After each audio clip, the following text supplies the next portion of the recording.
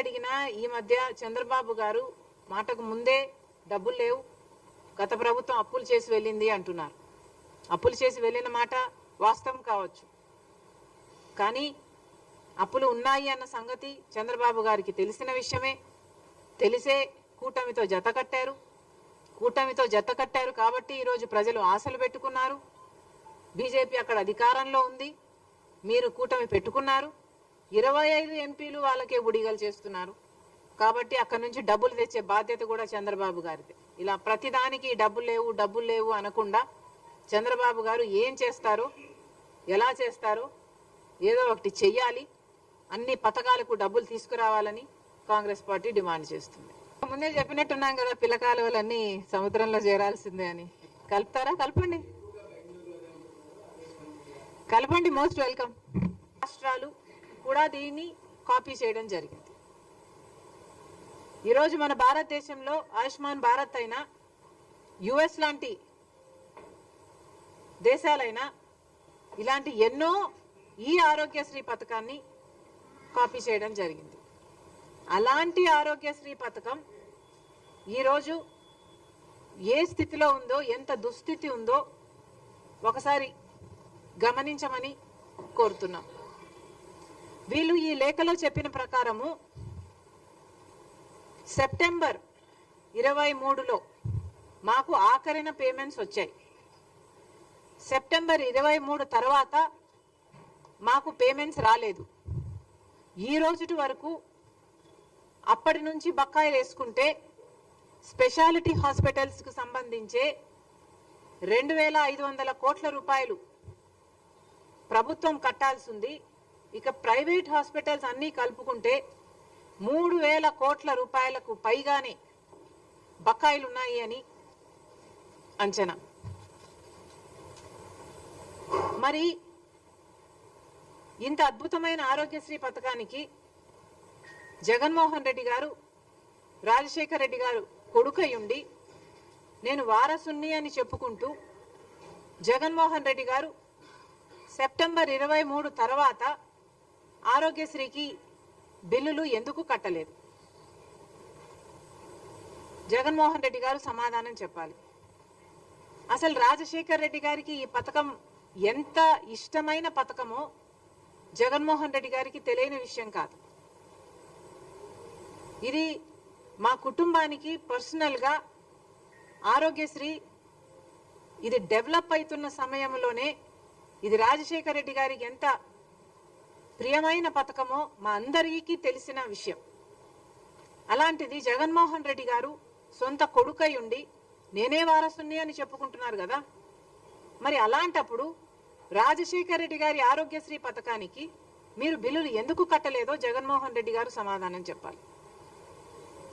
సెప్టెంబర్లో లాస్ట్లో 2023 September 3లో 23కి last bill వీళ్ళకి అందిందంట.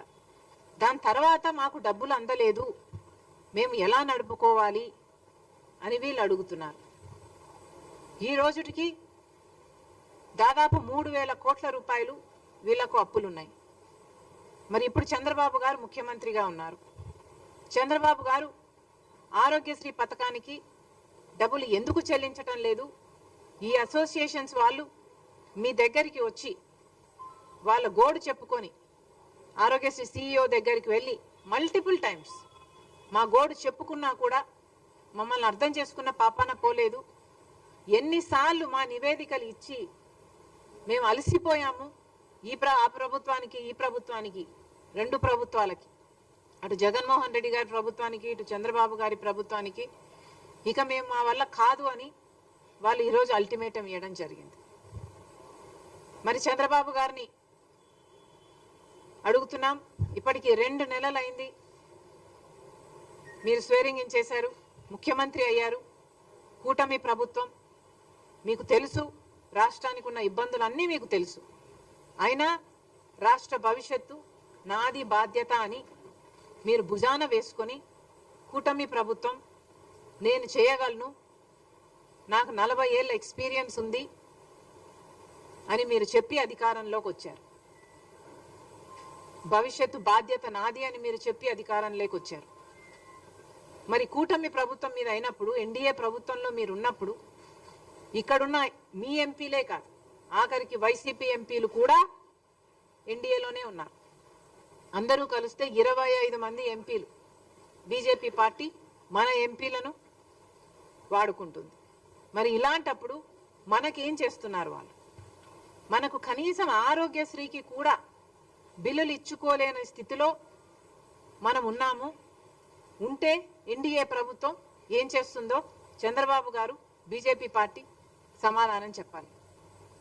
మళ్ళీ చెప్తున్నాం, ఆరోగ్యశ్రీ పథకం అన్నది అద్భుతమైన పథకం. ఎవరు మొదలు పెట్టారు అన్న విషయం పక్కన పెడితే, as a scheme Aarogyasri is an excellent scheme. దేశ విదేశాలలో ఎంతో మంది దీన్ని మళ్ళీ ఎమ్యులేట్ చేయడం జరిగింది. కారణం, ఇది ఎంతో మంది పేద ప్రజలకు ఆసరా ఇచ్చే పథకం కాబట్టి ఈ ఆరోగ్యశ్రీ పథకాన్ని రక్షించాల్సిన బాధ్యత ప్రతి నాయకునికి ఉంది, ఇర్రెస్పెక్టివ్ ఆఫ్ పార్టీస్. ఎవరు అధికారంలోకి వచ్చినా కూడా. నాకైతే ఆశ్చర్యంగా ఉంది, జగన్మోహన్ రెడ్డి గారు సెప్టెంబర్లో బిల్లులు చెల్లించారు, ఆ తర్వాత ఆరోగ్యశ్రీకి బిల్లులే చెల్లించలేదు అని. అసలు ఆరోగ్యశ్రీకే కాదు, ఫీజు రీయింబర్స్మెంట్ కూడా బకాయిలు ఉన్నాయి. అసలు జగన్మోహన్ రెడ్డి గారు, రాజశేఖర్ రెడ్డి గారు తలపెట్టిన జలయజ్ఞంకు కూడా 54 ప్రాజెక్టులు రాజశేఖర్ రెడ్డి గారు తలపెడితే 12 ప్రాజెక్టులు రాజశేఖర్ రెడ్డి గారు పూర్తి చేస్తే 42 ప్రాజెక్టులు మిగిలిపోయిన ప్రాజెక్టులను నేను 6 నెలల్లో పూర్తి చేస్తాను అని చెప్పిన జగన్మోహన్ రెడ్డి గారు, నేనే వారసుని అని చెప్పుకుంటున్న జగన్మోహన్ రెడ్డి గారు, మరి రాజశేఖర్ రెడ్డి గారి జలయజ్ఞం ప్రాజెక్టులు మీరు ఎందుకు పూర్తి చేయలేదు? మీరు సమాధానం చెప్పాల్సిన అవసరం ఉంది. మీరు రాజశేఖర్ రెడ్డి గారికి ఇంత ప్రియమైన ఆరోగ్యశ్రీ పథకానికి కూడా బిల్లులు చెల్లించలేదు. జగన్మోహన్ రెడ్డి గారి విషయం పక్కన పెడితే ఇప్పుడు చంద్రబాబు గారు ముఖ్యమంత్రిగా ఉన్నారు. Irrespective of parties, this is an excellent scheme. Chandrababu గారికి ఆరోగ్యశ్రీని రక్షించాల్సిన బాధ్యత ఎంతైనా ఉంది. ఆరోగ్యశ్రీ మన ప్రజలకు ఎంతో పనికొచ్చే పథకం కాబట్టి చంద్రబాబు గారు వెంటనే జోక్యం చేసుకోవాలి. మళ్ళీ చెప్తున్నాం, ఎన్డీఏకి మన అందరు ఎంపీలు, 25 మంది ఎంపీలు పార్టీలకు అతీతంగా మొత్తం అందరూ ఊడిగలు చేస్తున్నారు బీజేపీ పార్టీకి. మరి అలాంటప్పుడు కనీసం ఆరోగ్యశ్రీని కూడా బతికించుకోలేకపోతే మరి ఇంతమంది ఎంపీలు బీజేపీకి ఇచ్చి ఏమి లాభం? చంద్రబాబు గారు ఎలాగైనా చేసి ఏం చేస్తారో తెలియదు. రాష్ట్రం ఈ బడ్జెట్ నుంచి ఇస్తారో, కేంద్రం నుంచి తెస్తారో, ఏమి చేస్తారో ప్రజలకు అనవసరము. కానీ ఆరోగ్యశ్రీని బతికించాలని కాంగ్రెస్ పార్టీ డిమాండ్ చేస్తుంది. ఇప్పటికీ వీళ్ళకి, ఈ అసోసియేషన్కే 2500 కోట్ల రూపాయలు బకాయిలు ఉన్నారంట. ఇది కాకుండా మిగతా ప్రైవేట్ హాస్పిటల్ అన్ని కలుపుకుంటే ఇంకొక 500 కోట్లైనా ఉంటుంది అనే అంచనా.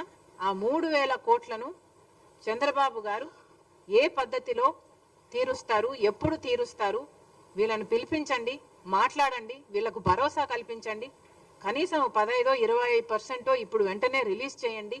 మిగతాది ఏ ఫేజెస్ లో రిలీజ్ చేస్తారో వాళ్ళకు భరోసా కల్పించండి. ఈ ప్లాన్ మొత్తం డ్రాఫ్ట్ చేయండి. ఈ నెలంతా మీరు టైం తీసుకోండి.